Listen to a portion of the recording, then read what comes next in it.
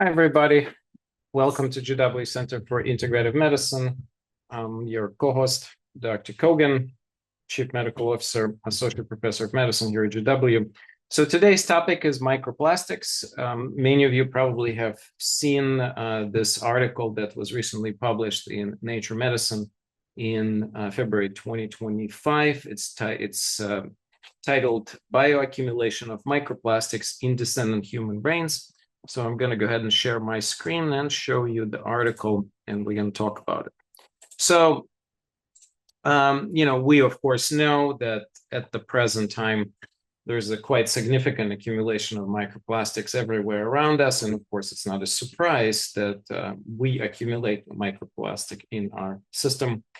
What's really important about this particular study is that instead of just looking at one particular episode, they have compared multiple different years. So they looked at the data from autopsies for quite some time, going back to 2016 and then comparing it to 2024.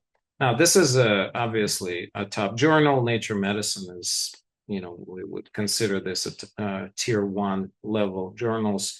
And of course, it's a pretty high quality study. The researchers were from a variety of different institutions. And if anybody interested, I will, of course, make sure that the link to the actual study that you can get the PDF will be in the descriptions to the video. So what are the microplastics? Well, sometimes we call them nanoplastics. They basically are tiny pieces of the plastics that are surrounding us. Some of them are polyethylene, but there are a variety of different ones. And they're really small. So this is fragments of the larger plastics that we live with.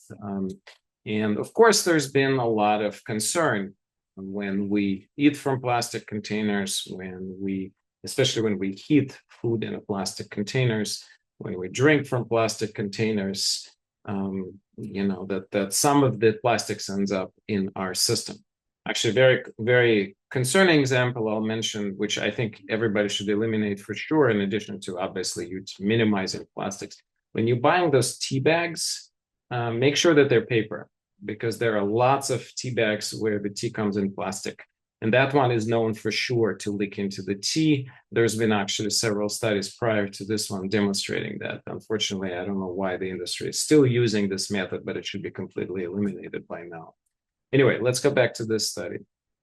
So important point, what they found, and actually there's not much to see if any of you are really interested. They showing you a comparison. So look at different microplastic concentration from different years. So liver 2016, 2024, significant increase. Kidneys, significant increase, and the brain. So the brain increase is even more concerning, obviously, because you can see that from in kidneys perspective, the difference was very, very small. Now the difference in the liver was the biggest, but liver is a strong detoxifying organ in itself. So it's not really clear how big of a concern this is. But of course, any increase in the brain would be critically important, particularly in the brain of patient with dementia, because if you actually look at that, and by the way, this is two different. So this is general microplastics and this is polyethylene. They looked at them separately and you can see the trend is the same. But in patients with dementia, there's a much more increase in the plastics in the brain. And that is what I want to talk about. So again, I will make sure you have access to the study itself.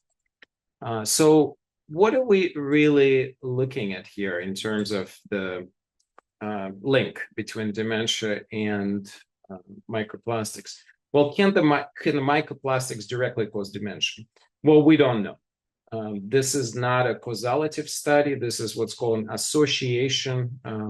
And you can't really draw conclusive decisions from association studies. However, there are a couple of ways we can think about this. Well, first of all, why would patients with dementia have a lot more microplastics or nanoplastics in the brain compared to people without dementia? Well, we do know that a lot of people with dementia have chronic inflammation. A lot of patients with dementia have leaky gut. They may have also leaky brain, meaning that the microplastics or small molecules could much more likely leak from the different places in the body into the brain because the blood-brain barrier allows for that to occur. So that's an important potential, number one. Well, number two, well, maybe patients who will end up with dementia somehow simply don't have a good detoxifying capacity, and so they just accumulate more than others. And my theory is that both are accurate. In my experience, as you know, we have a very robust reversal of Alzheimer's program and prevention of Alzheimer's program, and we do think that a lot of the patients who present to us with Alzheimer's have other toxins. We, until now, have not been looking into plastic toxicity. Part of it is it's not really clear how dangerous it is in itself. Is it just a marker that dementia will happen? And should we be doing anything at all rather than controlling other risk factors that truly lead to dementia, like vascular factors, for example, or other toxins, mercury or mold toxicity? They directly lead to Alzheimer's disease. We know that. But nonetheless, we do look at the general toxicity for all patients with dementia, and we find that a lot of them do have other toxins in their system, and we often actually detoxify them and aggressively go after that, and patients improve. Now, is it possible that as part of those protocols, we also remove some of the plastics from the patient's brain? I don't know. I'm not sure that we do know. Also really fascinating, we do know that the most recent medication for Alzheimer's, Leqembi, which is an infusion, is potentially well, it's not potentially, it's targeting plaques and tangles. And the microplastics are often found inside the plaques and tangles. So it's possible that some of these effects, even that medications are doing, they're also somehow interacting with the toxins, letting the body to handle the toxins better. We don't know. We'll have to wait for more data. Nonetheless, we're definitely this is going to blow up in terms of information, I'm sure. I'm sure there's going to be a lot more studies coming. I'm sure that we'll be talking about this subject soon again. I'm definitely going to be bringing Dr. Ali Cohen, my personal good friend and the author of the amazing new book called Detoxify, to this channel to talk to her, and just to make sure that we have an expert who understands a whole lot more about toxicity than I do, give us her perspective. So of course, when we discuss her book, I'll make sure that we talk about microplastics, nanoplastic in this particular study.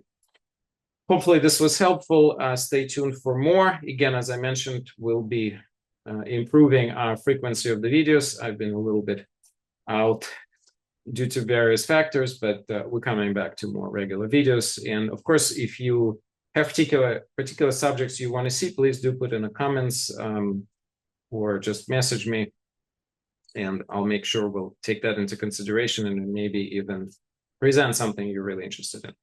Stay safe, stay healthy. We'll see you soon. Goodbye.